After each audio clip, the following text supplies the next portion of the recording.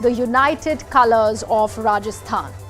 Well, looks like the unity didn't last all that long, because defying the Congress's diktat, which said that this protest that he is going to undertake is against the party's interest as also an anti-party activity, the former Rajasthan Deputy Chief Minister Sachin Pilot sat on a day-long dharna in Jaipur today, demanding action in corruption cases during Vasundhara Raje's tenure as the Chief Minister of Rajasthan.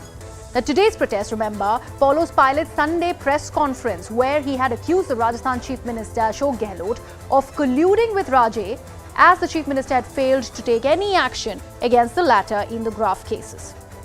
Now, the Gehlot-Pilot friction isn't new, and unless the party high command has ordered a forced close, never have the twain met. Be it the ticket distribution before the 2018 polls, to the Chief Minister, ministerial posts later, to portfolios, to the unchecked defiance. The saga of Rajasthan Congress's unresolved tussle continues. And the fact that today it clashed with an important day for the Congress and Rahul Gandhi as he returned to the erstwhile constituency of his Wayanad and had the headlines clearly divided as opposed to where the Congress would have wanted the eyeballs to be at, was indeed a conundrum that Congress would rather not be.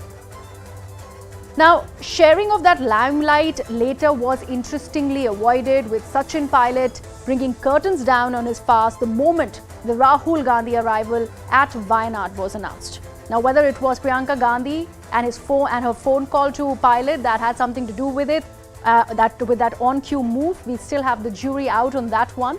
But here's all that happened in Rajasthan's capital today.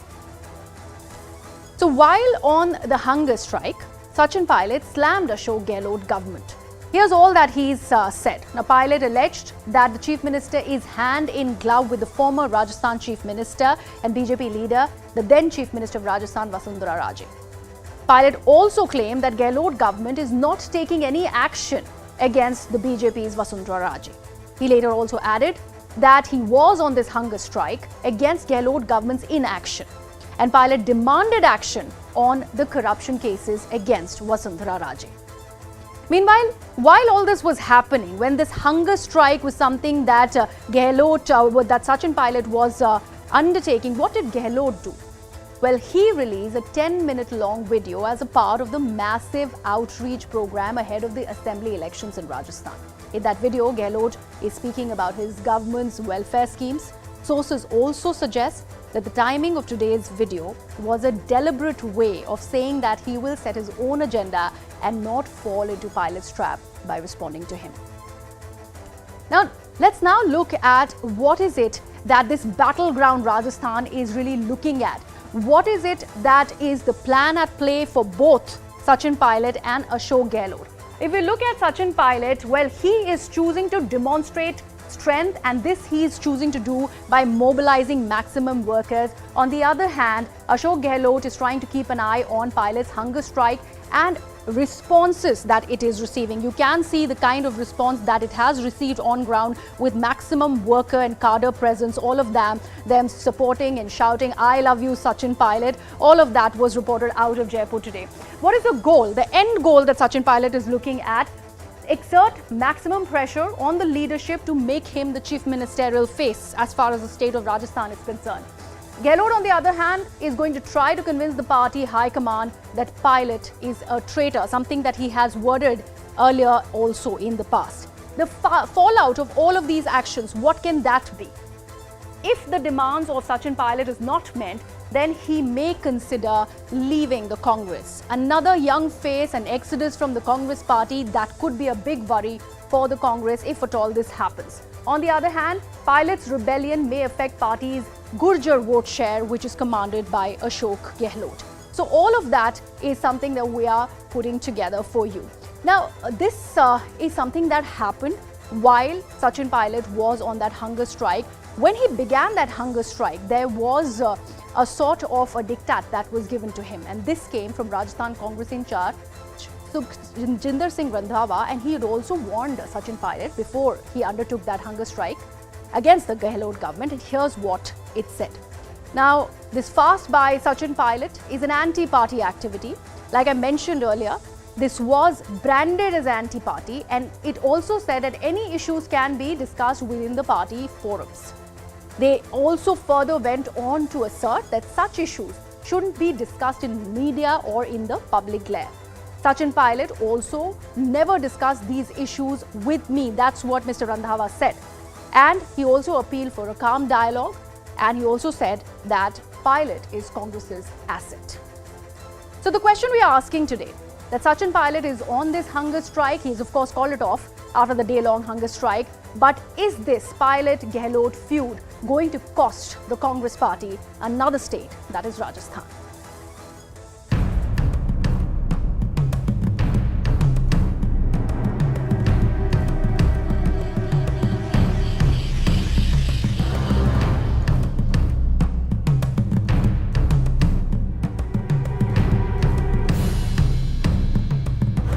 सरकार में तमाम जो भ्रष्टाचार हुआ, corruption हुआ, उसके विरोध में आज एक दिन का मैंने अनशन रखा था और इस मुद्दे को मैं बहुत लंबे समय से उठा रहा था।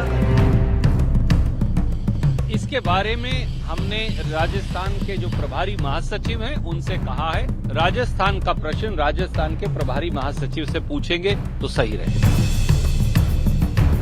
आदमी की डेढ़ता है अनशन पे, तो ये तो अपना अधिकार, वो पूर्व सेंटर मिनिस्टर रहे, प्रदेश अध्यक्ष रहे, हमारे डिप्टी सीएम रहे, तो चीज उठा रहे हैं तो कोई चीज तथ्य होगा तो ही उठा रहे हैं। अशोक गहलोत जब सीएम रहे कभी भ्रष्टाचार के आरोप नहीं लगे। राजस्थान में कांग्रेस के नेताओं ने आपस में लड़कर प्रदेश का बहुत नुकसान किया, जनता का बहुत नुकसान किया। केंद्र की योजनाएं भी जनता तक नहीं पहुंची क्योंकि सरकार पूरे 5 साल से आपस में लड़ रही है।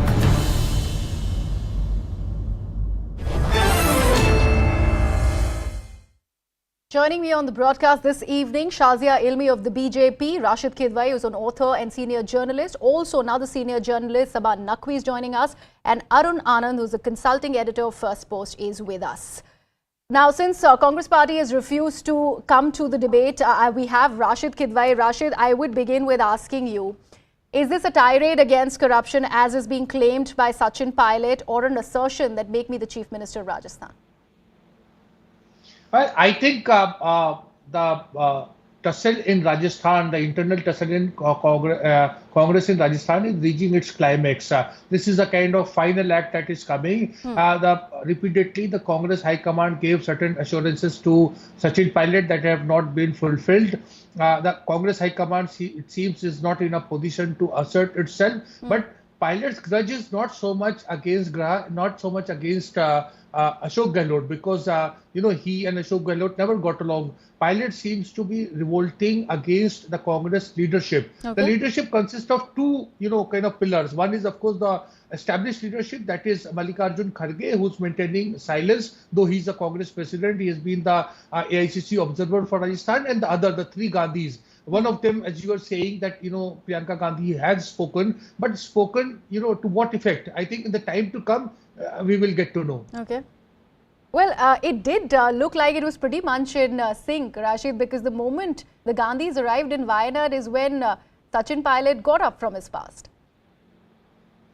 Yeah, so I think Mr. Pilot leaves no opportunity to project himself as a, Nehru Gandhi family wala, in the sense that he would obey by them, he stands by them. His sense of association, as I said, is not so much with Ashok Gehlot, not with Mallikarjun Kharge, but the reference point is Gandhis, and in particular Priyanka Gandhi. Now the question is, what can she do? Can she assert herself? That is something we'll get to know in a week's time, 10 days time or so. Okay. But I think by doing this hunger strike, Mr. Pilot has put the Congress central leadership on some kind of notice. All right. Shazia, let me bring you in on this. The fact that we were talking about divided headlines of the Congress party, a day when Rahul Gandhi is choosing to return to Wayanad is the day that's been chosen by Sachin Pilot to go ahead, undertake this hunger strike. That, of course, is not going to be going down well with the Congress party. But do you think they managed to clearly avoid that clash? With the moment they arrived, Sachin Pilot just called off that strike, he went back. And that sort of fission line that could have further dented the Congress was clearly avoided? Well, I don't know. I think it's for everybody to judge who's watching the situation as to what has been going on in Rajasthan.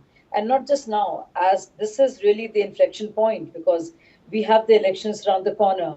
The fact of the matter is that when you look at fractures within and the big gaps that are there in leadership and the tussle amongst the top two, this is all too obvious. We know what happened in Punjab, that how unceremoniously the former Punjab CM, Captain Amrinder, just before the elections was thrown out, and then there was a fight for like who's going to take the place. And it's happened in many Congress states, and it's not new that there is a big mismanagement when it comes to state leadership. One, two, handling disagreements, dissonance, in a civil manner, in a manner that cadres can digest and also can satisfy the warring factions within, and also credibility when it comes to having a stay in the decision-making powers of the party when it comes to the top command. So, would anybody trust the abilities of a Rahul Gandhi or a Mallikarjun Kharge in the scheme of things? We just heard Rashid Kidwai Saab tell us clearly that can Priyanka do something? Will she do something? So there are too many ifs and buts here, which really shows a complete lack of I really want to undecisiveness. understand BJP's perspective on this, Shazia, and it will be interesting to actually, because he is asking for an investigation on graft charges against your own party member, Miss Raje. Now, do you support the tirade that he is going ahead and doing, considering obviously it has a BJP member in question, and on the other hand, it also speaks about the fissures that Rajasthan Congress is dealing with? Well, the fact of the matter is that BJP does not and cannot have a perspective on the internal factions and with the cause that Sachin Pilot seems to espouse, which is against corruption. Now, but he is also, when he speaks against Vasundhara Raje government, he also speaks of a collusion with the former regime. And when he talks about the collusion and complicity, he also talks about his own party member and the party chief and the head and the current CM, which is Ashok Gehlot. So it is being seen that Ashok Gehlot, in fact, is being accused of by Sachin Pilot of being in cahoots with the former government and CM Vasundhara Raje. Yes, a member. But still, the BJP can't have it both ways. If there is a corruption allegation against a member of the BJP, that needs to be looked at. Sabha, how do you see this being played out? In Rajasthan, this has been a worry for the Congress party, and the fact that Sachin Pilot decided to do it today. And he, of course, has spoken about how he is doing it on the day where there is a national holiday that's been there's a holiday that's been declared in the state of Rajasthan over a social reformer, and he's used that as the backdrop. How do you see this posturing really by Sachin Pilot? So I think Sachin is desperate and he's very, very frustrated. But I fail to understand the end game here. I'll be very honest. I made a call to him in the morning just before he was starting the protest. And he said, no, I'm raising it, as Shazia Elmi has said. He said it's about the collusion and corruption. And I have a right as a Congress person to do so. He does. But politics is indeed about timing. It is about optics. And there is a point here. Rahul Gandhi has stepped out after this time. He's gone to Wayanad. There is a crucial election for the Congress going on in Karnataka. And we get another image of Congress dissonance. If you look at it analytically, the problem here is that the so-called high command, which is the Gandhi family, Rahul and Priyanka, and in this case, reportedly more Priyanka, as my colleague Rashid Kidwai has said, they did promise Sachin the chief ministership, and they did try to give it to him. But Ashok Gehlot did not listen to them. That is what happened. So we have a situation in the Congress where the national leadership is weak. And people do not listen to them. That is the truth. It is not a political rhetorical critique. That is indeed a fact. They could not handle the situation in Punjab. They could not get Ashok Gehlot, who was considered a family loyalist, to go smoothly and to come to Delhi and become the Congress president, which was the first choice. Mallikarjun Kharge was the second option after he flatly refused Ashok Gehlot. Now the situation in Rajasthan is this, that Mr. Gehlot, Sachin Pilot was an energetic campaigner. He had a role to play in the campaign in bringing the Congress back there. He was promised something, but Mr. Gehlot blocked him at every step, whatever his skills are. Right now, Mr. Gehlot is getting kudos by a section of those who support this scheme for the right to health. And, he is in a position to present himself as having a social concerns and the old Congress conversations around social groups and, Manrega and working for the poor and so on and so forth. That is his positioning right now. And Sachin Pilot has probably realized that there is no future. Now, hypothetically, if the Congress loses the election, which will take place later this year, is he positioning for himself in that post-loss scenario? Is it an end for Gehlot, who also has a son, by the way? People with sons is an issue in politics, which is also playing out in the Karnataka list issue of the BJP releasing their candidate list, who also has a son, who has a who he would like to give him a political future. The other option, which is hard for people to believe, but it cannot be ruled out because of the timing, is Sachin looking for a way out. But, because smaller regional parties do have a role to play, and Rajasthan has your Hanuman Beniwal and it has a few independents and all who get elected. It's not a completely bipolar, but though predominantly, but there are small. Is that the direction in which it's going? There are reports. I know this for a fact that Aam Aadmi Party has reached out to him. Even BSP, definitely Hanuman Beniwal will reach out to him. But the point is, he goes on saying he wants to be a congressman. He still wants that promise that he will be the chief minister. So is he looking for a post-defeat next term after 5 years? Then you try for the you mentioned the exodus part of it. We will touch upon that in just a bit. But I would want to understand this Aam Aadmi Party and AIMIM, just venturing into this entire Rajasthan controversy. They have gone on and openly supported. We have seen Asaduddin Owaisi respond to what this hunger strike is all about and how Sachin Pilot is pretty much in the right. And Arun, I want your response on this. With these important opposition parties really throwing in their weight behind this protest by Sachin Pilot, we had that scenario where all the opposition parties were rallying behind Rahul Gandhi after his disqualification. What happens to that opposition unity now, in this case, where there is feuding within the entire Congress party when it is about Rajasthan? See, the opposition unity was an idea which actually has failed to take off. It actually was never supposed to take off, given the internal dynamics of the Indian politics. But the important fact is, what you are looking, as far as Aam Aadmi Party or AIMIM or any other party or BSP is concerned, I think they are just trying to wade into these troubled waters and try to take some advantage of it. But Sachin Pilot, I would kind of agree with my co-panelist who was just talking about it. I think what Sachin Pilot has done by picking up Vasundhara Raje Scindia as a target, he has kind of ensured, or he has given an indication that he is not going to join the BJP even if he leaves Congress, especially with Rajasthan election being on anvil. Second, so the only option with which he is left is that he forms his own regional party. But the larger question is, what you are looking at in Rajasthan is actually the symptom of a deeper disease which is affecting Congress. The deeper disease is that the party is bereft of any ideology, party program and cadres.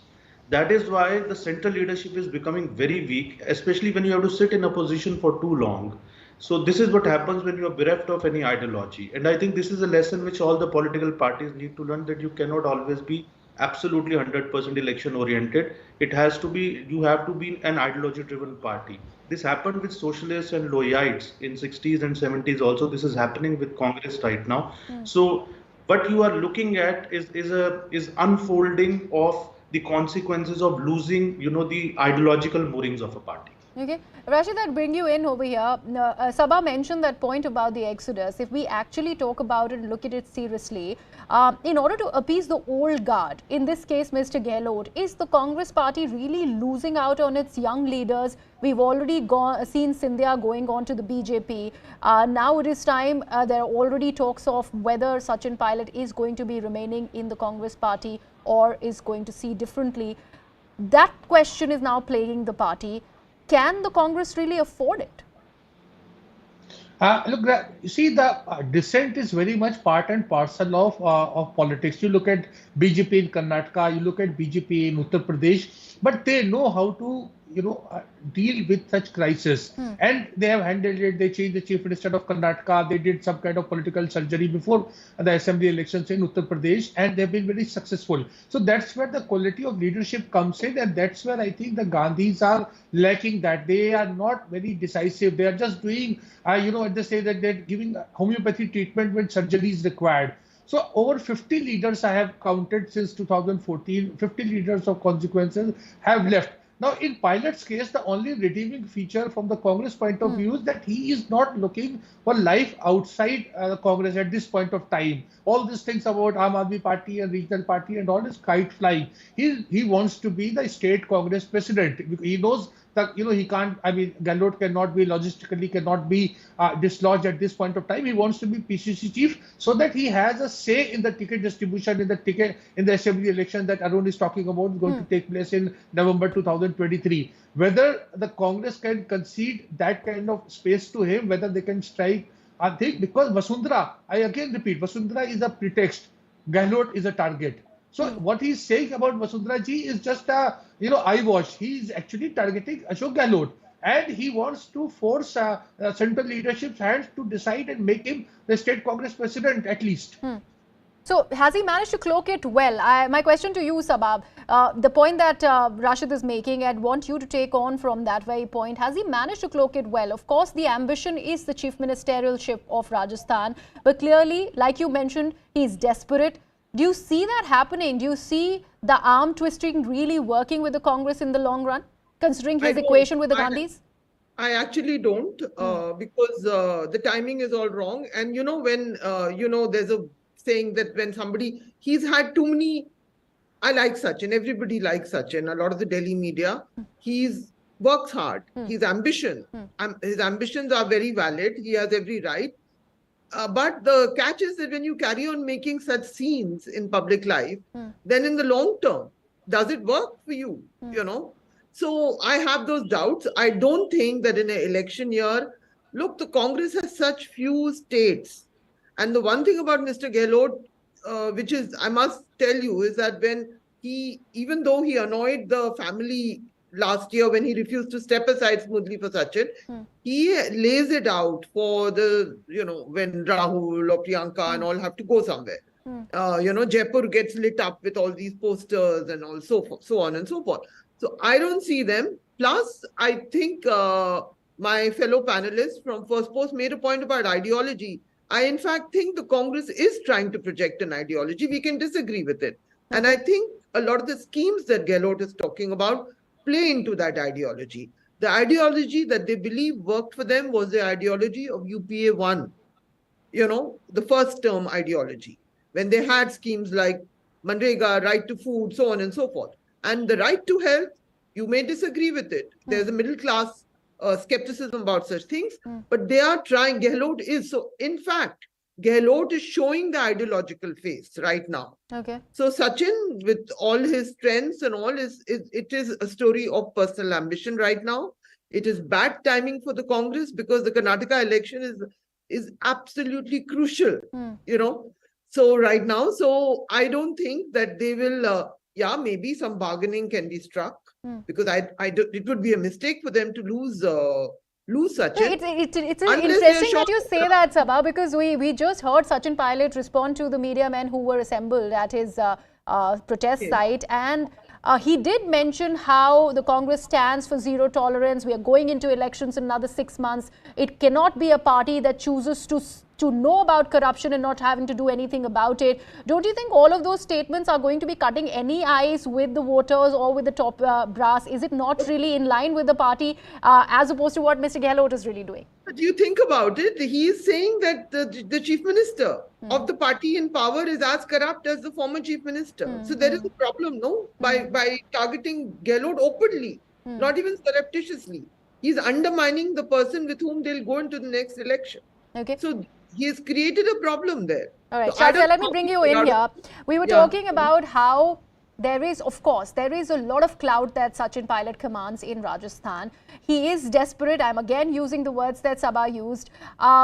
If at all there is a chance, because Aam Aadmi Party, another opposition party, has already said that it is going to be making a serious bid in Rajasthan.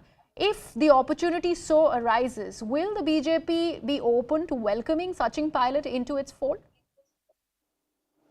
Well, I don't think Sachin has shown any interest whatsoever in joining the BJP. And he has stirred up the hornet's nest, and not for the first time, by casting aspersions on the leadership of Ashok Gehlot, and it has been done quite openly. But when it comes to talks of personal ambition, while a lot of people want the story not to go out and continue to speak against the BJP or work and ensure that BJP does not get any foothold or advantage over this issue, would want to call out Sachin over this personal ambition. But it is from Sachin Pilot's point of view, or any leader's point of view, it could be one person's personal ambition as opposed to the other. Okay. So you can't second guess motives. Okay, so let me rephrase it. So what you see happening in Rajasthan is that he does not want to join the BJP. Okay, so what you see happening in Rajasthan is the BJP really seeing opportunity. Do you think that is going to be a major deterrent for the Congress party in the upcoming elections? And do you think BJP is going to get the advantage out of the situation that's currently, you can see, being played out in Rajasthan?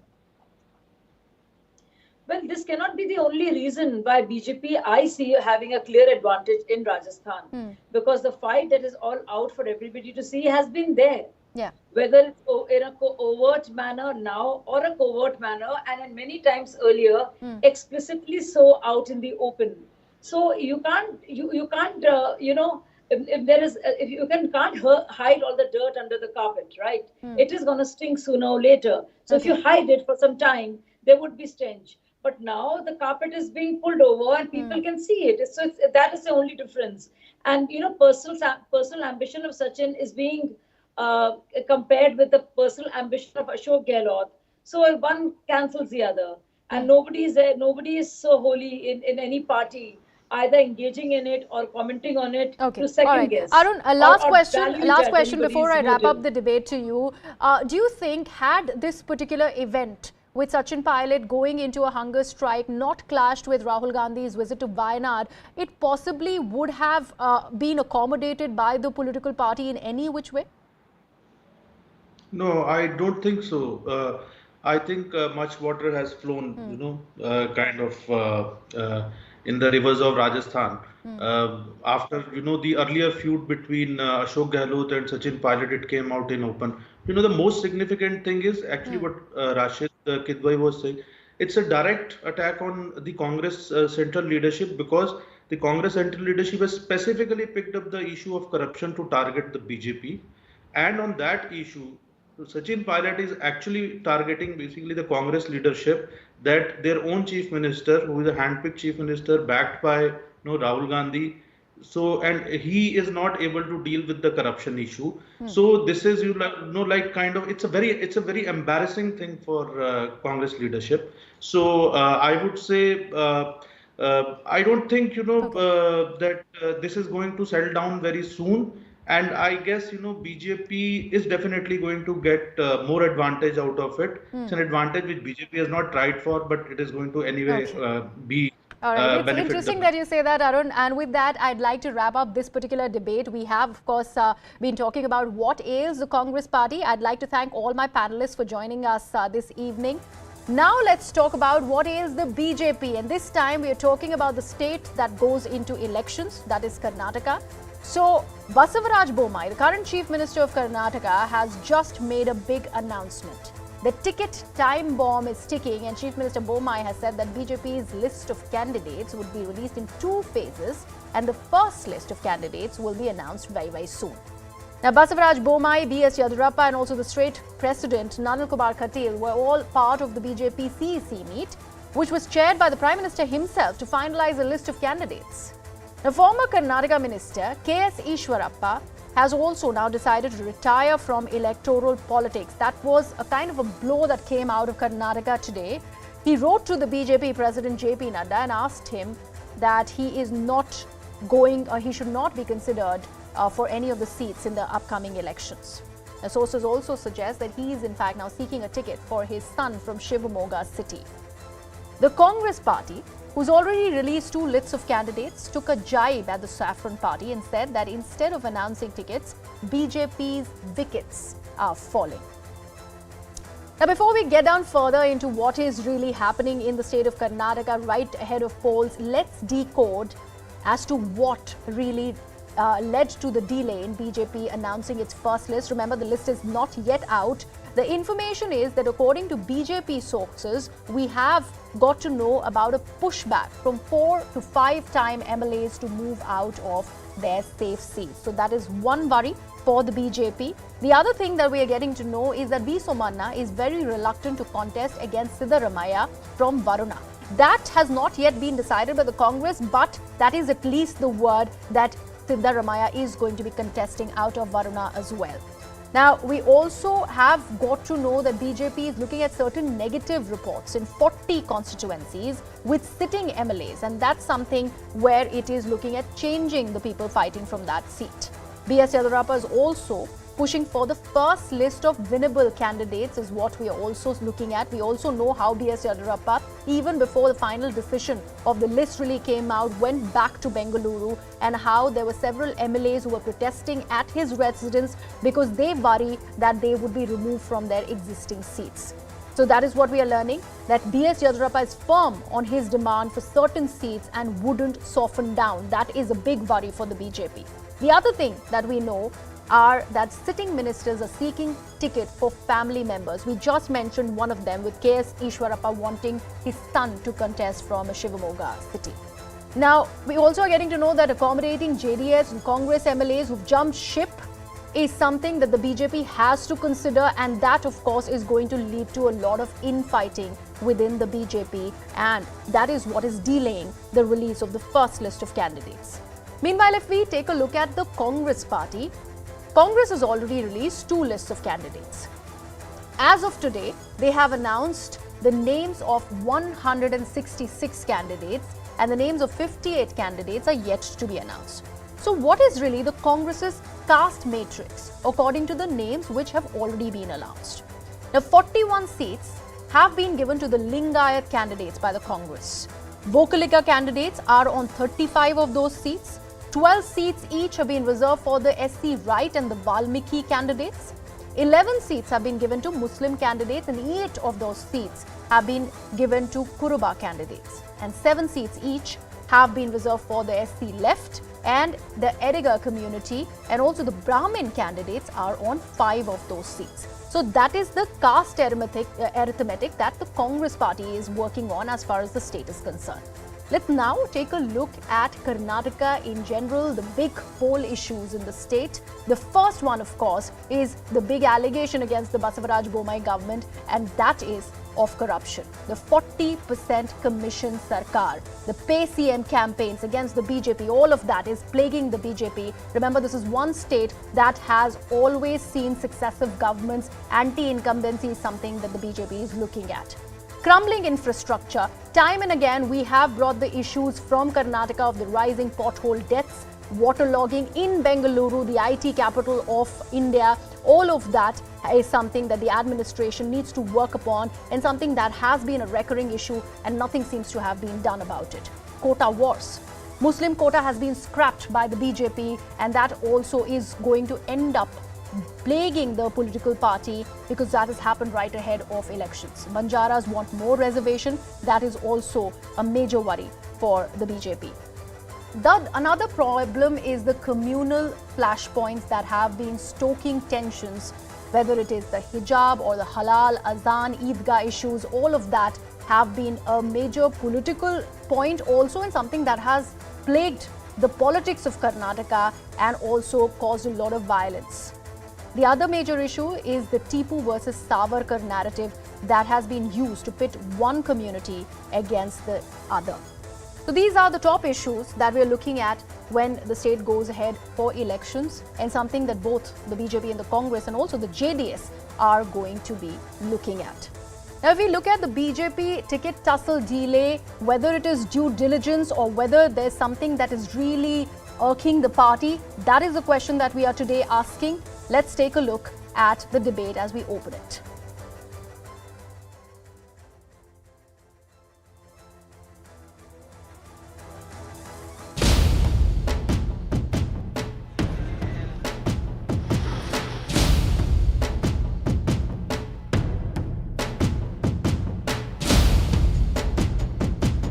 Karnataka, यहाँ की जनता ये सब देख रही है और आप देखेंगे जब परिणाम आएंगे तो चप्पे चप्पे पर कमल खिल रहा होगा।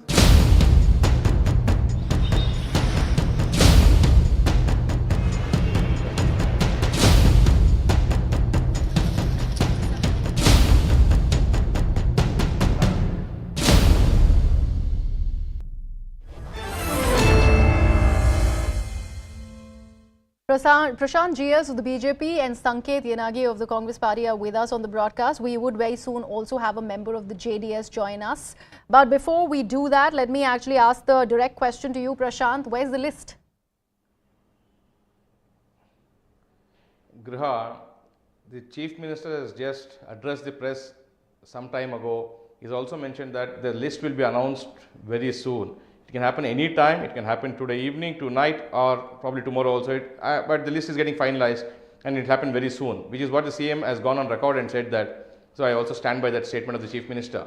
Okay, I just broke down certain points, Prashant, but what is really causing the delay? I want to hear it from the members of the BJP, because there's so much of conjecture that has already been made, and there is too much that is being read out of B.S. Yadurappa suddenly moving out of Delhi, going back to Bengaluru even before the final announcement vis-a-vis the list has been made. So is there some kind of trouble that we are sensing within the BJP?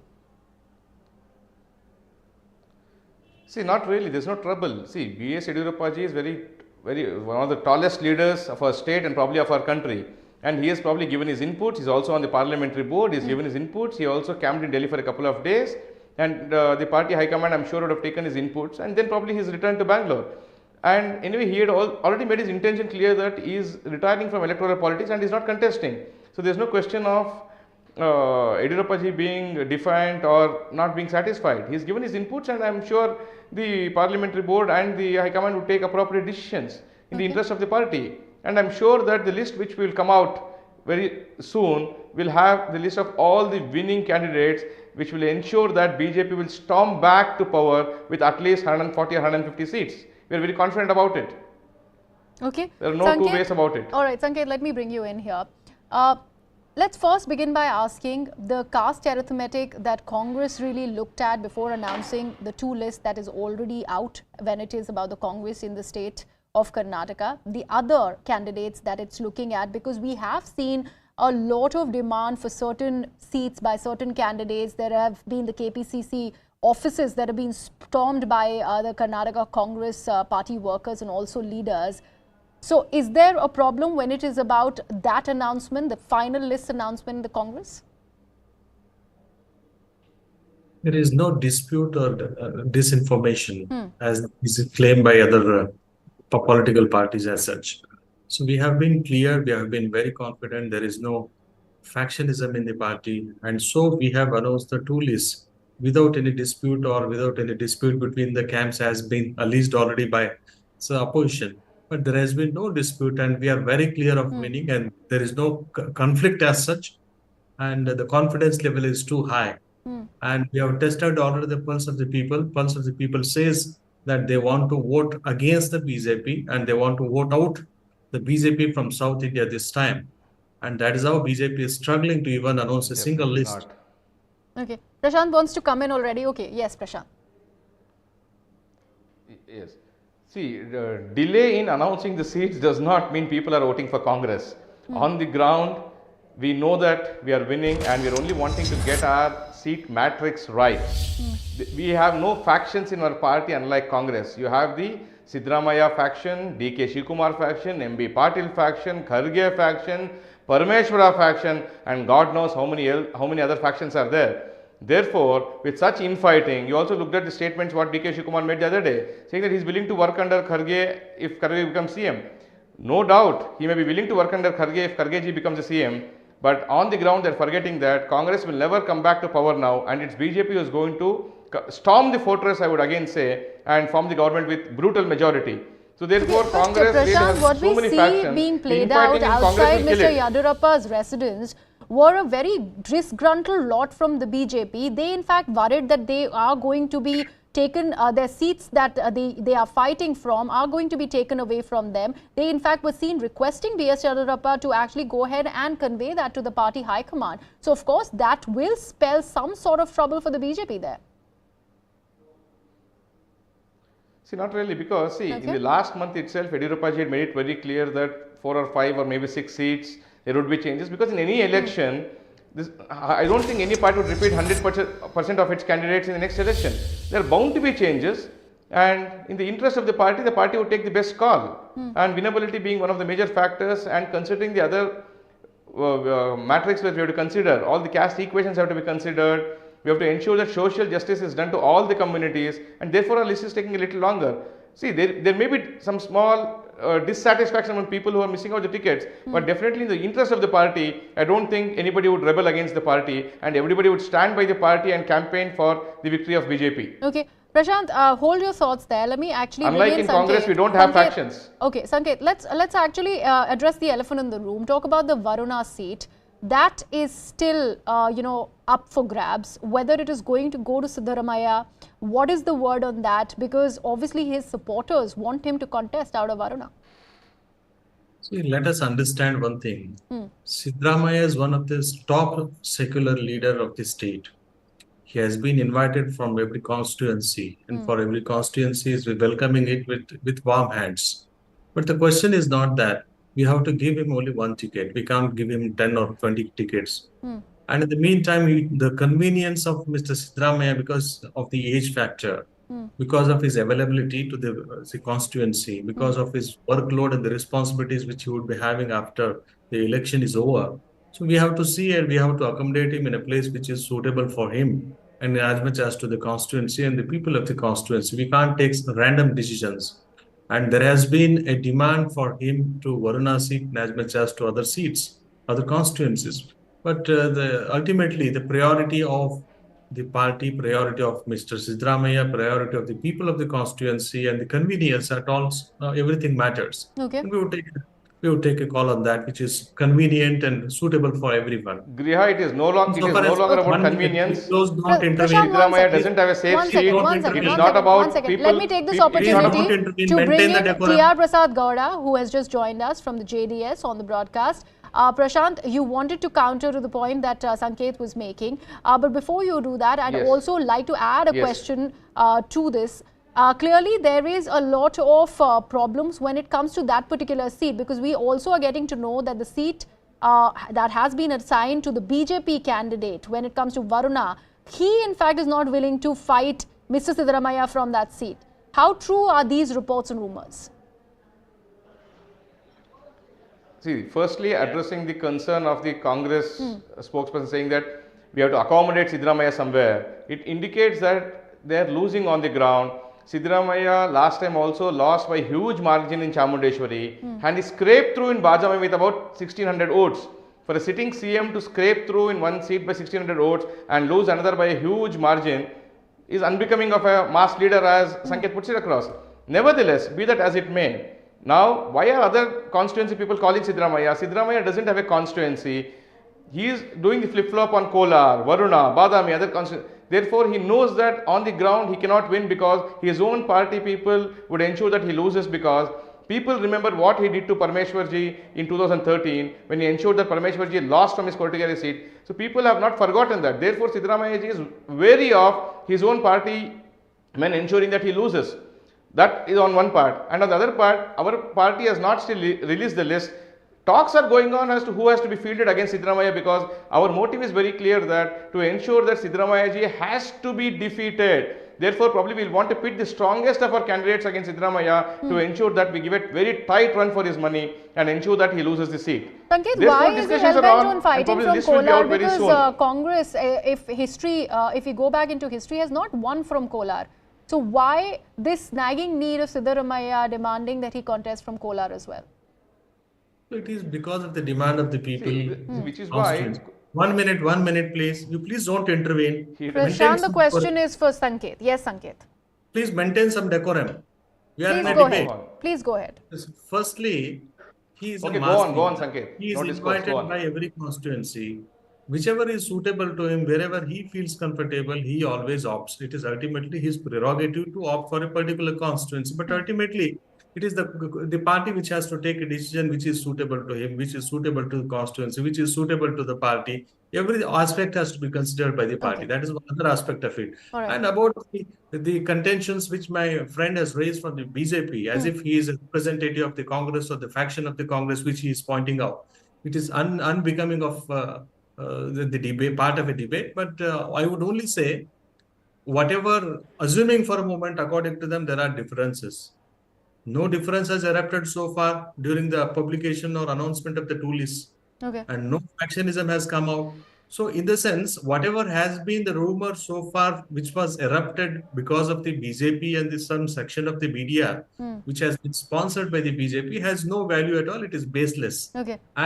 And the allegations of factionism, so on and so forth, in fact, which is now being found in the BJP camp, and it is being shown in the TV. Let me bring in Mr. Gowda now. Mr. Gowda, Karnataka is being so far projected as a two-corner fight between the BJP and the Congress. JDS is an important player that makes it the three-corner fight. But when your leaders have gone on ground time and again, we've seen a sort of confrontation by the people on ground of them not having done much for the state.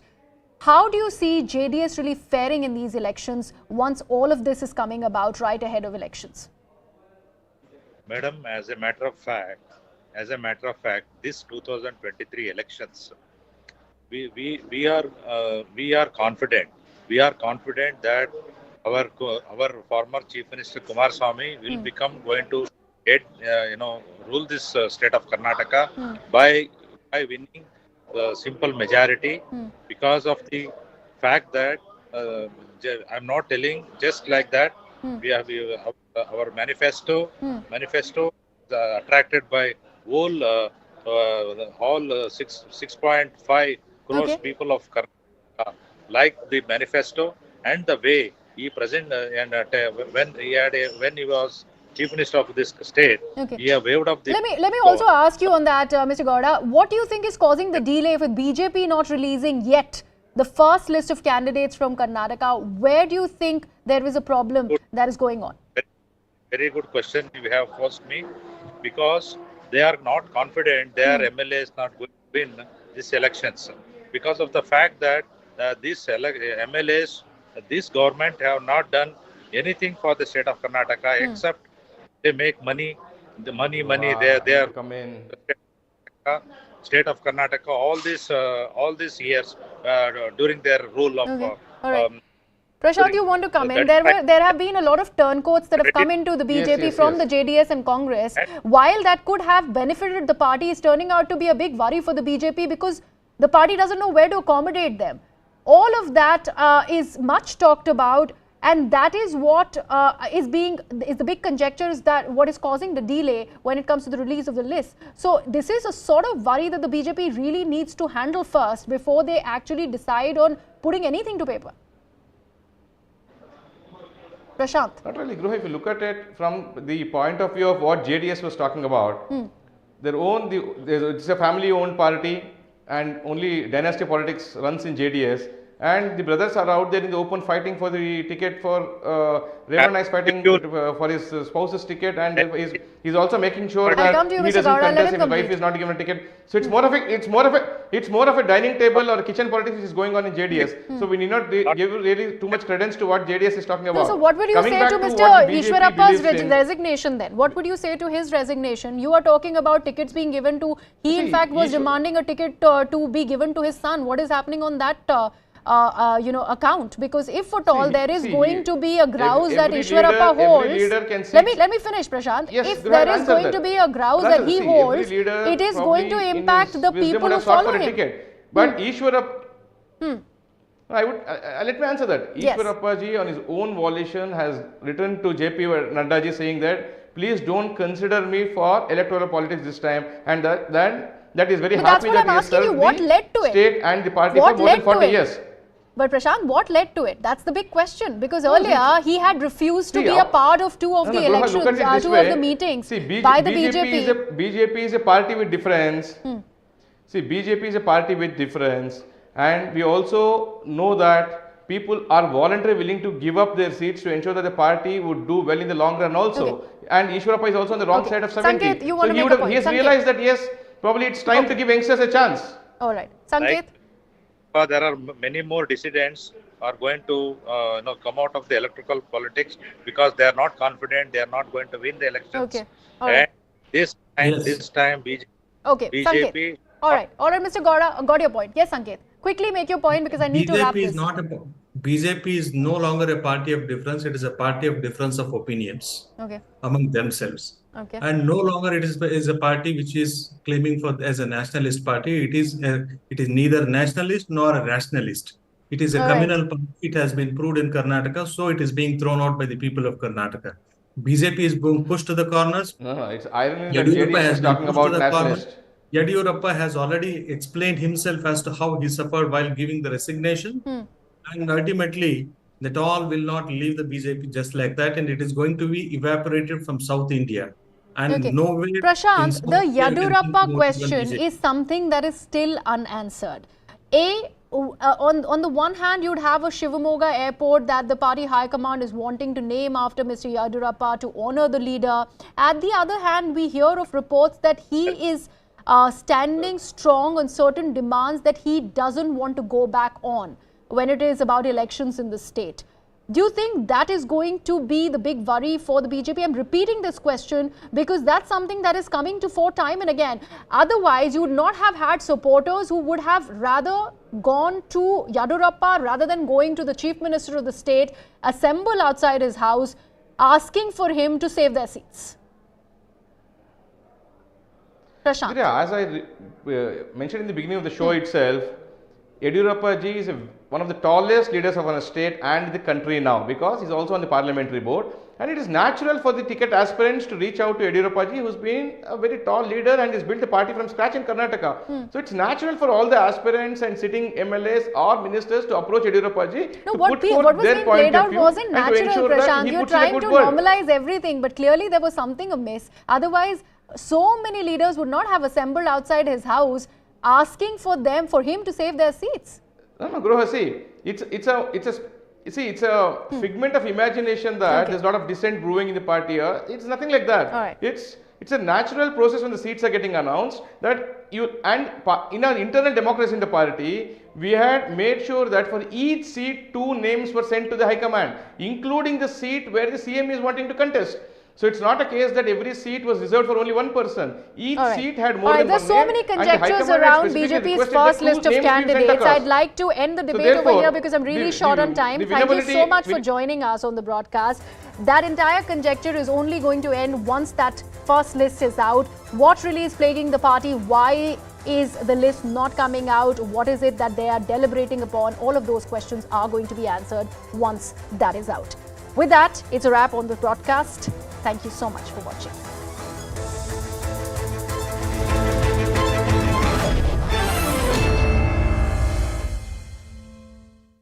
a toilet is built and 11 crore toilets have been built, it has been built for Shilpa, Sultana and Sandra. Is that discrimination? The fact of the matter is that no less than 6 major Muslim countries have given the highest civilian honor to Prime Minister Narendra Modi. Are those Muslim countries doing it against the interests of Muslims? Because this question is raised on the front of by many of these so-called countries, and they say that look what is happening to Muslims in India. So therefore that question has to be contextualized.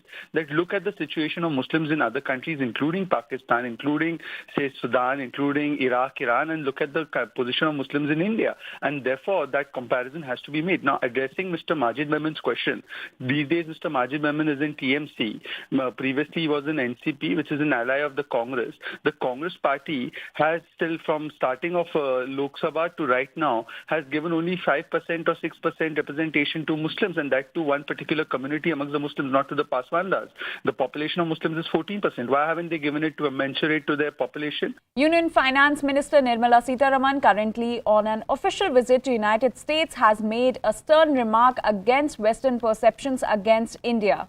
Speaking at the Peterson Institute for International Economics, discussing the resilience and growth of the Indian economy, said that the investors should the country on ground instead of relying on pre-built Western perceptions. She also added that the Muslim minority in India is continuously growing and the community is faring far better in India than Pakistan. She also added that several numbers of Muslim sects in the neighboring country are also dwindling. Sitharaman also urged the World Trade Organization to become proactive in the country for the revival of the Indian economy post-pandemic. Let's listen into Nirmala Sitharaman. India has the second largest Muslim population in the world. And that population is only growing in numbers. If there is a perception, or if there's in reality, their lives are difficult or made difficult with the support of the state, which is what is implied in most of these write-ups, I would ask, will this happen in India, in the sense, will the Muslim population be growing than what it was in 1947? As opposed to, let us say, I take the name of the country and therefore the contrast can be sharper, as opposed to Pakistan, which was formed at the same time. India was divided into two, Pakistan. Pakistan declared itself an Islamic country, but however is said, minorities will be protected. Every minority has been dwindling in its number, or if I may use the word which is harsher, decimated in Pakistan. Even some of the Muslim sects have also been decimated. Violence prevails against Muhajirs, Shia, and every other group you can name, which is not accepted by the mainstream, I don't know, Sunnis probably. Whereas in India, you would find every strand of Muslim doing their business, their children getting educated, fellowships are being given by the government. So across